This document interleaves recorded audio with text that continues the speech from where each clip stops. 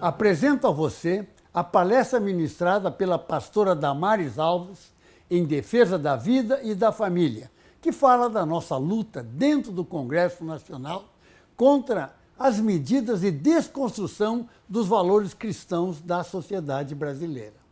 A pastora Damares Alves, assessora parlamentar no meu gabinete em Brasília, tem ido aos 4 cantos dessa nação alertando para os riscos que sofre a família brasileira. Mas quais são esses riscos? É isso que ela vai explicar nesse vídeo.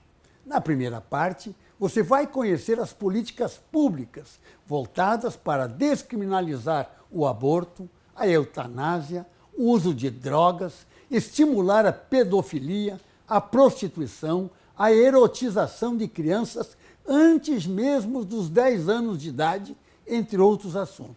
Na segunda parte, ela vai tratar da família brasileira indígena.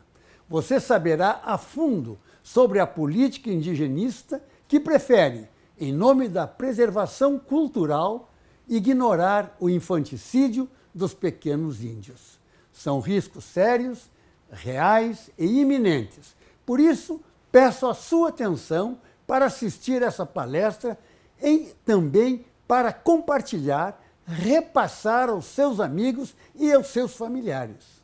Lembrando que produzi outros 2 vídeos.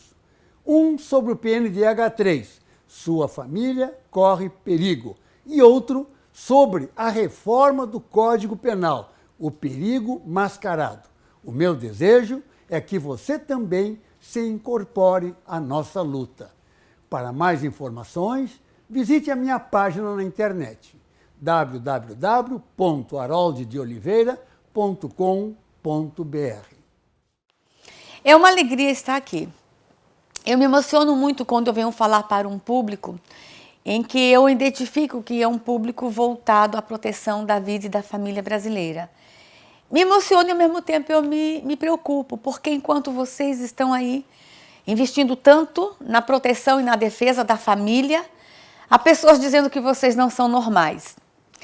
Estão falando muito mais, não só apenas que vocês não são normais, vão além. Estão dizendo que vocês têm que ser destruídos, que vocês precisam ser eliminados. Talvez alguns comecem aqui a falar agora, não, a senhora está exagerando, as pessoas não vão tão longe, vão sim.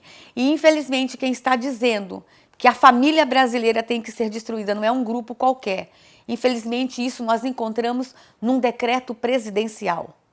Está sobre nós, está em vigor nesta nação, está em plena execução um decreto presidencial que diz que a família brasileira tem que ser destruída. Acho que eu estou exagerando? Vou mostrar para vocês. O decreto presidencial do que eu me refiro é o 7037/2009. E aqui vem minha primeira dica. Um decreto presidencial que foi escrito no dia 21 de dezembro de 2009. Olha a data que ele foi escrita. Vésperas de Natal, vésperas de Ano Novo, quando a família estava toda preocupada e com os olhares voltados para as festas natalinas, festas de finais de ano, quando os grupos religiosos estavam todos organizando as suas festas, o Brasil é surpreendido com uma brincadeira dessa. Mas o que esse decreto diz com relação à família? Vou mostrar para vocês. Decreto presidencial 7037/2009 diz o seguinte, no objetivo estratégico 5, na ação programática D, está dizendo o seguinte, desconstrução da heteronormatividade. Vamos ler de novo? Desconstrução da heteronormatividade. Deixa eu traduzir. Destruição da heteronormatividade. Deixa eu falar mais claro. Destruição da família tradicional. Nós nunca podíamos imaginar que nós teríamos sobre essa nação um decreto presidencial que está regulamentando, influenciando e norteando todas as leis novas que surgiram a partir de 2009 e todas as políticas públicas em execução hoje. Sempre soubemos que este país tem uma influência enorme da teoria da desconstrução. Nós sempre soubemos que as legislações nos últimos anos que estavam sendo construídas, elas tinham uma influência do movimento de desconstrução, a teoria queer, mas nunca usaram de uma forma tão clara. As coisas aconteciam de uma forma meio camuflada, muito discreta, mas tiveram a ousadia, foram longe demais em usar a palavra desconstrução. Não conhecemos em nenhum outro país do mundo que se use a palavra desconstrução como foi usada aqui num decreto presidencial. E está lá, desconstrução da heteronormatividade. Eu até ficaria quieta, não aceitaria, mas me conformaria se tivesse escrito ali a construção da homonormatividade. Mas eles querem muito mais que construir no Brasil a homonormatividade. Eles querem pior, querem destruir a heteronormatividade. Isso me preocupa muito, mas eu gostaria que logo esta nação tivesse um outro decreto presidencial. Sou cristã, sou pastora, e o meu livro de regra e fé é a palavra de Deus, é a Bíblia. E lá na Bíblia eu encontro um versículo, lá no livro de Daniel, que quando Daniel saiu da cova dos leões, uma das mais lindas da história da humanidade, quando ele saiu da cova dos leões, o rei Dario escreveu um dos mais lindos decretos da humanidade, em que ele diz o seguinte, que todos os povos do meu reino tremam e temam diante do Deus de Daniel. Meu sonho como pastora, meu sonho como mãe, meu sonho como educadora é que logo, logo nós tenhamos um outro decreto presidencial nesta nação que não fale que é para se destruir a família brasileira. Meu sonho é que logo nós tenhamos um decreto presidencial que diga o seguinte, que todos os povos nessa nação chamada Brasil, que todos os povos desse país se levantem, e são muitos povos, contando com os tradicionais, nós temos mais de 220 povos nessa nação, que todos os povos se levantem em amor e em defesa à família brasileira. Sonho. Podemos chegar a isso? Podemos. E é uma esperança, e nós estamos lutando por isso. O que me move a andar pelo país inteiro nos últimos anos, nos últimos meses, e o que me faz ir a igrejas, a universidades, comunidades, é um outro versículo que está na Bíblia, que está lá no livro de Provérbios, no capítulo 31, versículo 8. Abre a tua boca em favor do mudo, em favor dos que não podem se defender. Esse versículo diz mais, em outras versões, erga a tua voz em favor daqueles que não falam, daqueles que não podem falar. E eu ergo a minha voz nesse momento, eu obedeço uma ordem, dizendo o seguinte, temos que nos levantar em defesa da família. Mas é só a família brasileira que corre risco aqui no Brasil? Não. A vida humana também está correndo risco. E mais, a liberdade religiosa também corre risco aqui no Brasil. Eu sou assessora jurídica lá no Congresso Nacional, eu sou assessora jurídica de uma frente parlamentar que cuida das demandas que referem-se à vida. Tenho a honra de estar trabalhando e de ser assessora jurídica de um dos parlamentares que mais atuam na defesa da vida e da família, o deputado Harold de Oliveira. E no dia a dia nós fazemos um monitoramento de tudo que está acontecendo no Congresso Nacional. A nossa lista hoje tem mais de 870 propostas de lei que estão tramitando na Câmara, no Senado, em Assembleias Legislativas, na Câmara de Vereadores. Fiquem atentos, irmãos, as pessoas que estão me ouvindo, porque nem tudo está só no Congresso Nacional, também nas câmaras de vereadores do Brasil, nas Assembleias Legislativas do Brasil, mas a gente também tem acompanhado o que tem acontecido em forma de políticas públicas nessa nação. Eu podia trazer aqui hoje uma lista com mais de 870 propostas. Vocês iam ficar impressionados com o que eu tenho, mas eu vou trazer apenas um projeto de lei.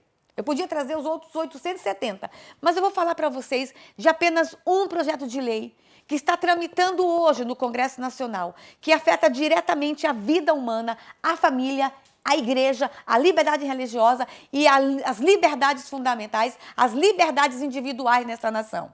Vou dizer para vocês, que projeto de lei é esse? Aonde ele está? Nós já temos um decreto presidencial. Nós já temos aqui um decreto que está em vigor, que nos preocupa, um decreto que tem nos colocado em situações delicadas nessa nação.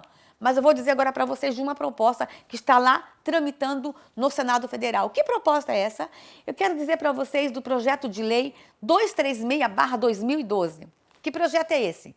Reforma do Código Penal Brasileiro. Já ouviram falar sobre isso? Com certeza todos vocês já ouviram falar sobre isso. Esse projeto de lei, ele entrou no Senado Federal em 6 de julho, entre 6 e 7 de julho de 2012, novamente às vésperas de um recesso parlamentar. Assim como o decreto presidencial 7.037 foi escrito durante o recesso parlamentar, quando os parlamentares cristãos, pró-família, pró-vida, estavam indo para suas casas, estavam deixando o Congresso Nacional no recesso, o Brasil foi surpreendido com aquele decreto presidencial. Agora, os mesmos parlamentares que fazem o enfrentamento na defesa da vida e da família são surpreendidos no Senado com o projeto de lei da reforma do Código Penal. Nós sabemos que o Código Penal brasileiro precisa ser mudado, precisa ser atualizado. Ele é de 1940. Há muito tempo que o Congresso Nacional está querendo fazer a reforma. Mas eles não tomaram a iniciativa, porque sabiam que iam tocar em pontos muito polêmicos. Mas o que eles fizeram agora nessa legislatura? Sob a influência do Plano Nacional de Direitos Humanos, do Decreto Presidencial 7.037, vamos reformar o Código Penal. E passou-se para a sociedade brasileira a ideia de que havia necessidade de reformar urgente para acabar com o crime no Brasil. Vai aqui uma dica. Não é criando mais leis penais que nós vamos acabar com o crime no Brasil, não. Não é criando novas leis penais ou aumentando penas que nós vamos acabar com o crime no Brasil. Nós sabemos que nós só vamos acabar com o crime no Brasil quando nós tivermos políticas públicas sérias. Nós vamos acabar com o crime no Brasil quando os nossos jovens tiverem acesso ao mercado de trabalho. Nós vamos acabar com o crime no Brasil quando nós tivermos educação de qualidade nessa nação, quando todos tiverem acesso à saúde. Mas nós vamos acabar com o crime no Brasil também quando os corruptos deixarem de roubar a verba pública, da segurança pública e encaminhar para verdadeiras políticas de segurança pública. Assim nós vamos acabar com o crime e com a violência no Brasil. Mas o Senado disse que nós tínhamos que aprovar urgente para acabar com o crime no Brasil. Entendemos necessário reformar o Código Penal, mas sabemos que ele não vai ser a única solução. E aí a gente começou a ver toda uma movimentação de que tinha que se aprovar correndo. Aí no dia 6 de julho, os juristas escreveram uma proposta para a reforma do Código Penal. Não foram os senadores que escreveram, não. Deixa eu dizer para vocês. Nenhum senador teve a coragem de escrever as besteiras que eu vou mostrar para vocês. Nenhum senador teve a coragem de afrontar a vida, a família, a sociedade brasileira e a igreja da forma como eu vou mostrar a vocês. O que eles fizeram? Chamaram um grupo de juristas que foram chamados os ilustres, os notáveis. E esses ilustres notáveis eram 17 homens, depois eles ficaram num grupo com apenas 16, falar em nome da sociedade brasileira.